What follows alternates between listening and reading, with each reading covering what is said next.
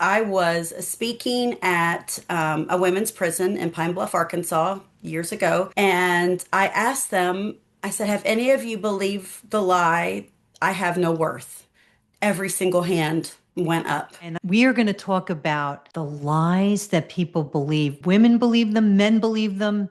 And she's going to go down this road where in her life, she believed these lies. So, Tara, welcome Thank and tell you. us a little bit about the lies that you believed. I was speaking at a women's prison in Pine Bluff, Arkansas, years ago, and I asked them, I said, have any of you believed the lie, I have no worth? Every single hand went up. And I was like, wow. And in my mind, I thought that's understandable. These are women who have had to make hard decisions. They've made tough choices. They've been in tough upbringings. I could see how they would be led to that.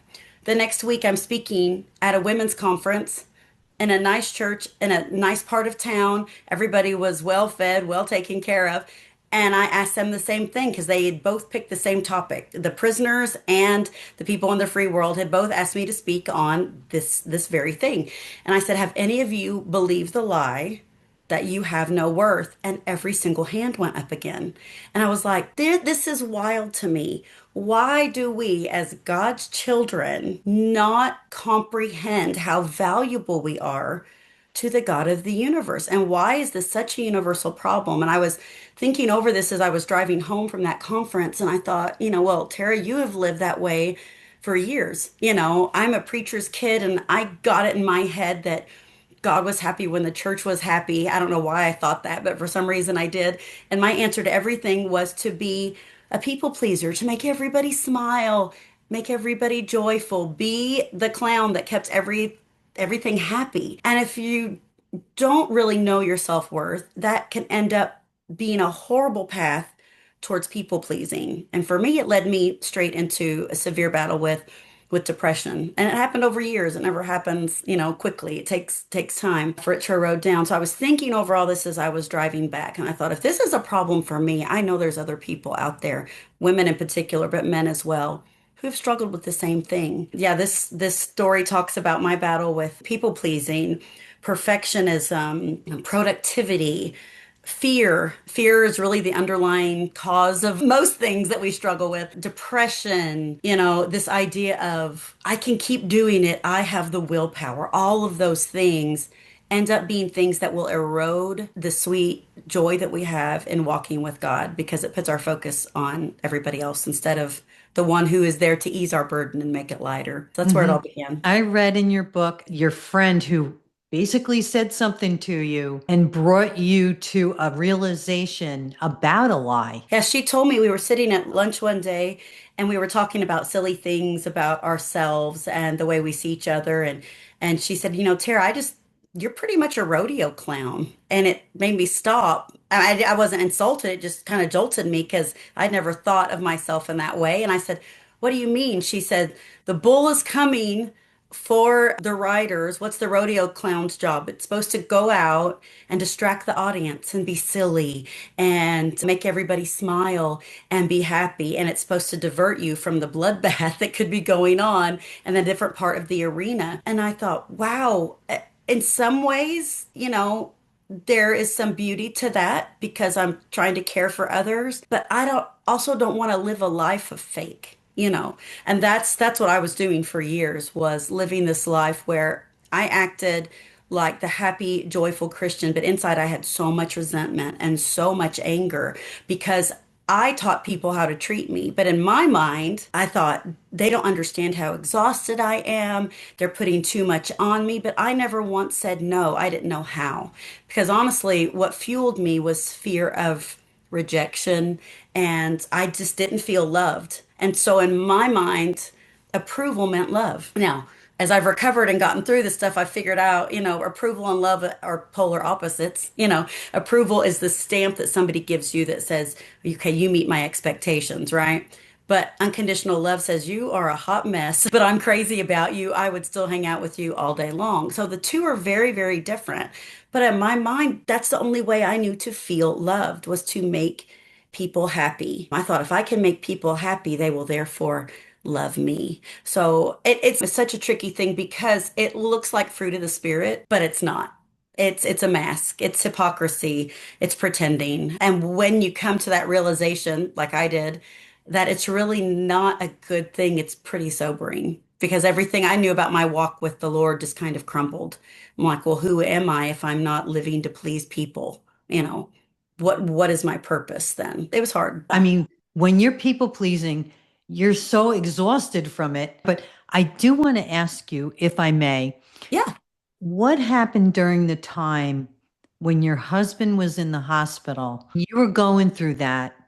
Were Yeah. you still smiling? What happened? Yeah, so my husband grew critically ill in October, and boy, you want to talk about looking for a plague of locusts on the horizon. Everything collapsed in when he grew ill. We were launching a business that couldn't withstand all of the changes. The day that we launched was the day he grew ill. He was in ICU 3 times, nearly passed away. So in the middle of all of that, Oh, everything that could go wrong. I couldn't get into our finances. Everything that you could think of that would be a huge stressor happened. Relationships, it was just very, very difficult. And I remember thinking I was still on deadline for all these projects that had to go. And I'm just sitting there watching my husband breathe, you know, his chest rise and fall and watching the machines keep him alive. And I'm getting phone call after phone call of people needing me to do things.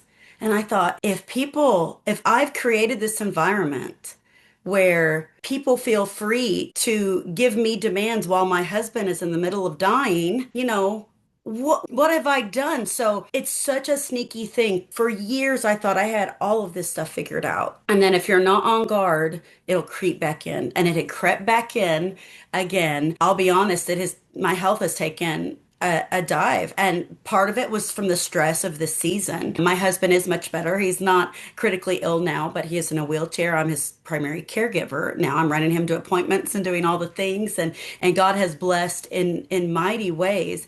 But it was such a sobering, yet again, wake up call to not let other people be in the place that God alone should reside. My focus should have been solely on my family and walking close with God through that season because without him I couldn't have made it anyways. I remember walking down the hallway to go to ICU again that period and just being so completely tired and I was overwhelmed and I was like I can't keep all these plates spinning. I can't do what everybody wants me to do. And I burst into tears and I was like God, I don't know what to do anymore. There's nothing. I have nothing left. And I said, I don't even see how we're going to get out of this financially. His medical hospital bill capped at 1 million. They weren't allowed to charge us more than that. So it capped at 1 million. I'm like, I don't know what we're going to do. It was like God just put his hand on my shoulder. You know, those times when God speaks to your heart so loudly that it's almost like he's right there, in your ear. And I just felt like he put his hand on my shoulder and said, Tara, either you trust me or you don't. And I was like, yeah, that's true. I'm not living like I trust you because I'm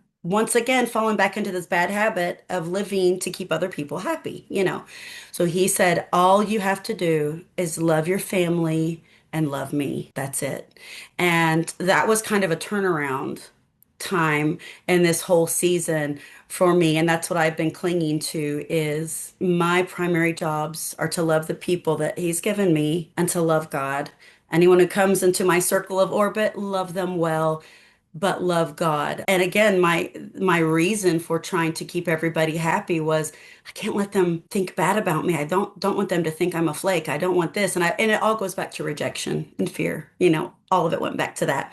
Again, this past year has been a time of so much soul searching. It's been the hardest season I've ever walked through, but also one of the most rewarding because God has realigned my heart with His. Again, it's a really neat thing every morning when I wake up. It's become habit now. And I'm so, so glad. I used to think of all the things I needed to do. My productivity list and all the things I need to check off and do. And I would pray, Lord, give me the strength to get everything done. In the mornings now when I wake up is Jesus, I love you so much. And I tell him why I love him. And then I say, whatever happens today, I want you and I to do it together. That's really my only expectation for the day anymore. And that is such a much more beautiful way to live. It is a scary way to live sometimes because we don't, but all these other things, these pleasing people and trying to keep everything perfect and arranged, it's all seeking control and control. It doesn't exist. it's a mirage. It makes us feel like we are in control and masters of our own destiny, but we're really not. Nothing happens outside of the blessing and order. It's been a good season, but a hard one. The healing takes time. Yeah. When you're walking through those difficult periods of your life, the seasons that you're walking through, you realize who your friends are. Oh You yeah. realize who's really listening to you. And and really sometimes when this happens too, when I say you find out who your friends are, sometimes it's a way of like God trying to show you who this person really means to you. Yeah, it's always interesting, and I've got a friend, she and I have talked about this. She lost her husband several years ago. I flew out for her husband's funeral, and of course, anytime you have a death in the family, death of your husband, it's going to be very difficult. But she grabbed me and she said, "Remind me to write a book about what not to say." And she said, "You will find out in those times of crisis who really loves you for yourself, who loves you when there is nothing you can do for them, and who loves you because of what you can do." And that is a hard realization sometimes. And sometimes those seasons where he's pruning away some of that stuff, it's just a reminder again, how often do we turn to our friends? How often do we turn to social media when something bad happens, or when we're stressed, or when we need an encouragement? But how many times are we doing that instead of going to God first? Letting Him be our all in all. So even those hard seasons when some of those true motives are revealed with people that we may feel closer to than they actually feel to us, I think I call it idol stripping. That's when God is removing the things that we erect as a monument instead of Him. And sometimes that does come down to people that we thought were deep friends and really were more in it for what we could do for them. And that's hard. That's a hard thing. But honestly, I would rather have three or four incredibly close friends that we do life together and are completely real than a lot of fake friendships that will disappear as soon as the wind blows. The people who are our deepest friends are the ones who have just been there through thick and thin, and they're like, "We don't care if there's nothing you can do, so we want to pour into you." And what a gift that is. Well, Tara, I absolutely loved our conversation today. Where they could find this book, The Lies That Bind, and find out more about you. Yes, an easy spot is my website, www.tarajohnsonstories.com. The book's also available on all major retailers like Amazon and Barnes and Noble and all those places. But it's been a real treat to be here with you today. And if somebody's listening today or watching and just needs prayer, get on my website, send me a contact and say, "Hey, I need prayer today." I will be happy to pray for you. Those are the things I should be doing, not running around chasing my tail on other things that don't matter. So I will gladly pray anytime for you because I know I've been there and it helps have prayer partners. So And I know somebody would appreciate what you're saying to them today. So let me ask you, what would you like to leave my audience with today? I want them to know that they are seen. You are seen. You are loved by the God of the universe. Just because somebody else may not treasure you the way He intended does not mean you don't have worth. And I talk about that in the book a lot, about knowing your worth. But you are seen. Look up Genesis 16, the story of Hagar. She was the first person to ever name God in the Bible. She was an almost unnamed slave girl who was horribly mistreated, but God revealed Himself to her and she said, "You are the God who sees me." So you are seen and you are loved. And no matter what your past or your present may look like, He has amazing plans for your future. If you enjoyed today's interview, be sure to like, subscribe, and come back next time for more faith-filled conversations here on the call. And remember, you've been won by the Son. Shalom.